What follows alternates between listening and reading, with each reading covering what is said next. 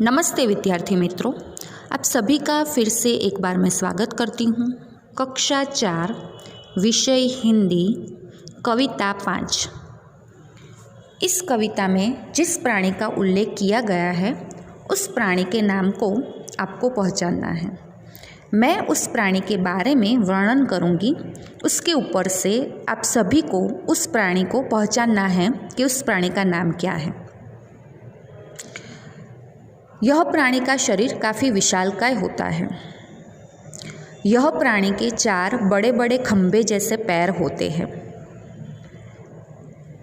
यह प्राणी को एक लंबी सूंड होती है जिसकी सहायता से वह पानी और भोजन ग्रहण करता है।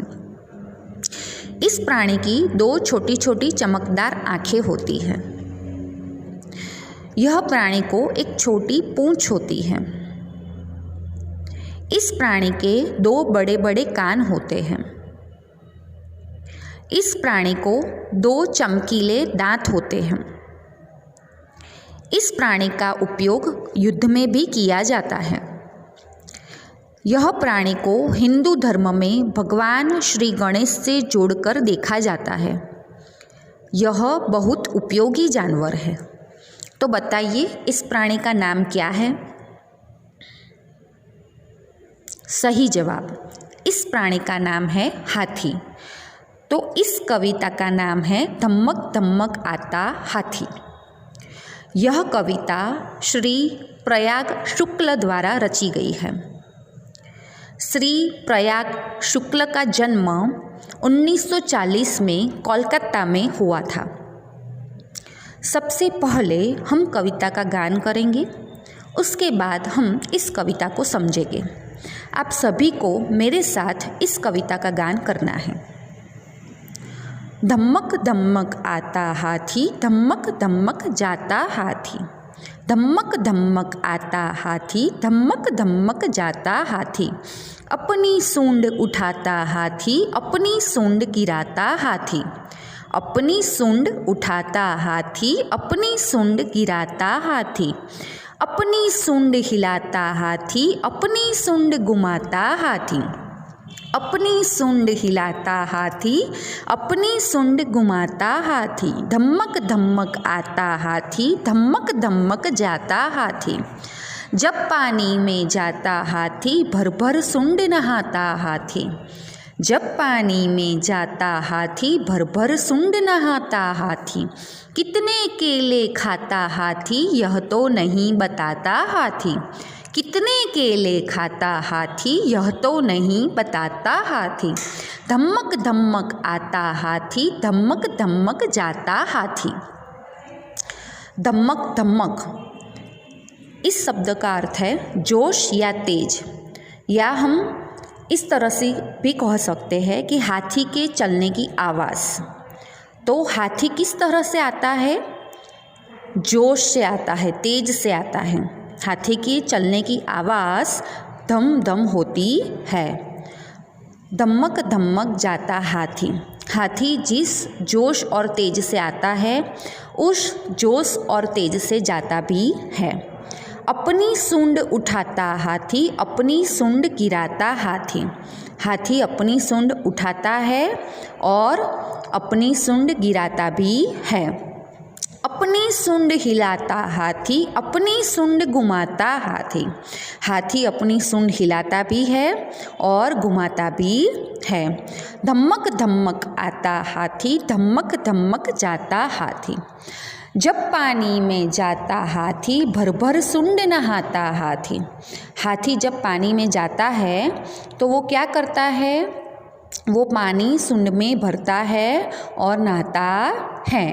कितने केले खाता हाथी, यह तो नहीं बताता हाथी। हाथी बहुत सारे केले खा जाता है पर वो बताता नहीं है। धम्मक धम्मक आता हाथी, धम्मक धम्मक जाता हाथी। तो विद्यार्थी मित्रों, यह थी कविता जिसका हमने अभ्यास किया। अभी इस कविता पर से हम कुछ प्रश्न और उनके उत्तर के बारे में अभ्यास करेंगे। सबसे पहला प्रश्न, हाथी किस तरह से आता है? इसका उत्तर है हाथी धम धम करके आता है। प्रश्न 2, नहाने के लिए हाथी सुंड में क्या भरता है? इसका उत्तर है नहाने के लिए हाथी सुंड में पानी भरता है। प्रश्न 3, हाथी क्या खाकर बताता नहीं है? इसका उत्तर है हाथी केले खाकर बताता नहीं है। प्रश्न 4, हाथी पानी कहाँ डालता है, क्यों? इसका उत्तर है हाथी पानी अपने ऊपर डालता है क्योंकि वह नहाना चाहता है। तो विद्यार्थी मित्रों, यह थे प्रश्न और उसके उत्तर जिसका हमने अभ्यास किया। अभी हम शब्दों के अर्थ का अभ्यास करेंगे, यानी कि शब्दार्थ का अभ्यास करेंगे। धम्मक धम्मक, इस शब्द का अर्थ है हाथी के चलने की आवाज़ या जोश या तेज। हाथी का दूसरा नाम क्या है? हाथी को हम गज भी कह सकते हैं। पानी का अर्थ होता है जल, नीर या सलील। सुंड, हाथी के शरीर का वह अंग जिससे वह नाक और हाथ का काम करता है। अभी हम विलोम शब्द का अभ्यास करेंगे और विलोम शब्द पर से वाक्य कैसे बनाते हैं इनका भी अभ्यास हम करेंगे। सबसे पहला, उठाना। उठाना का विलोम शब्द है गिराना। नंबर 2, आना। आना का विलोम शब्द है जाना। नंबर 3, छोटा। छोटा का विलोम शब्द है बड़ा। नंबर 4, ऊंचा। ऊंचा का विलोम शब्द है नीचा। नंबर 5, पकड़ना। पकड़ना का विलोम शब्द है छोड़ना। हमने विलोम शब्द का अभ्यास किया। अभी हम विलोम शब्द पर से वाक्य कैसे बनाते हैं इनका अभ्यास करेंगे। सबसे पहला, उठाना, उसका विलोम शब्द है गिराना। अभी इसका वाक्य प्रयोग हम इस तरह से करेंगे कि गिरे हुए को उठाना चाहिए, हमें किसी को गिराना नहीं चाहिए। नंबर 2, आना, उसका विलोम शब्द है जाना। वाक्य प्रयोग हम इस तरह से करेंगे, मंदिर में कुछ लोग आना चाहते थे, मंदिर से कुछ लोग जाना चाहते थे। नंबर 3, छोटा तो बड़ा, मेरा एक भाई मुझसे छोटा है, मेरा एक भाई मुझसे बड़ा है। नंबर 4, ऊंचा तो नीचा, गिरनार ऊंचा पर्वत है, चोटीला नीचा पर्वत है। नंबर 5, पकड़ना तो छोड़ना, हमें जीवन में कभी भी कोई गलत रास्ता नहीं पकड़ना चाहिए, हमें सच्चे लोगों का साथ कभी नहीं छोड़ना चाहिए। तो विद्यार्थी मित्रों, हमने विलोम शब्द का अभ्यास किया और विलोम शब्द पर से वाक्य कैसे बनाते हैं इनका भी अभ्यास किया। अभी हम एक कहानी का अभ्यास करेंगे। इस कविता में इसका जो अभ्यास है उसमें प्रश्न 4 में चित्रों के आधार पर कहानी कथन करिए। चित्रों पर से हम कहानी का अभ्यास करेंगे। जंगल में एक सिंह रहता था। जंगल में और भी बहुत सारे जानवर रहते थे। सिंह अपनी मर्जी के अनुसार जानवरों को मारकर खा जाता था। एक दिन सभी जानवर इकट्ठे हुए और सिंह से कहा कि वे रोज एक जानवर भेजेंगे। एक दिन खरगोश की बारी आई। वह जानबूझकर सिंह के पास देर से पहुंचा। भूखा सिंह गुस्से में था।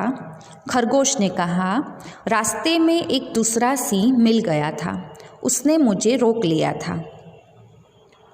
सिंह ने खरगोश से कहा, चल दिखा मुझे, वह सिंह कहाँ है।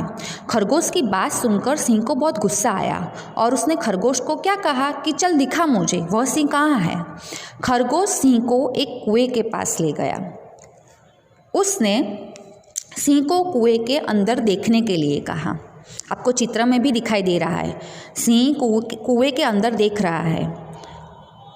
तो खरगोश ने सिंह को क्या कहा कि सिंह को उसने कहा कि कुएं के अंदर आप देखो। तो सिंह ने कुएं के अंदर देखा। कुएं के पानी में उसने अपनी परछाई देखी। उसने उसी को दूसरा सिंह समझ लिया। उसको मारने के लिए वह कुएं में कूद पड़ा और मर गया। इस तरह खरगोश ने अपनी समझदारी से अपनी जान बचाई। तो विद्यार्थी मित्रों, यह थी कहानी। हमने चित्र पर से कहानी का भी अभ्यास किया। मुझे आशा है कि इस कविता को आपने शांति से सुना होगा, समझा होगा। हमने इस कविता का अभ्यास किया तो आपने यह शांति से सुना होगा, समझा होगा। इस कविता पर से हमने प्रश्न के उत्तर का अभ्यास किया। विलोम शब्द और विलोम शब्द पर से वाक्य का प्रयोग कैसे करते हैं, वाक्य कैसे बनाते हैं, इनका भी हमने अभ्यास किया। कहानी का भी हमने अभ्यास किया। तो मुझे आशा है कि यह सब आपने शांति से सुना होगा, समझा होगा। इस कविता का जो भी साहित्य है वो कक्षा 4 के व्हाट्सएप ग्रुप में भेज दिया जाएगा। आपको इस वीडियो को देखकर बार बार अभ्यास करते रहना है, अभ्यास करना ज़रूरी है। आप इस वीडियो को लाइक और सब्सक्राइब ज़रूर कीजिए। धन्यवाद।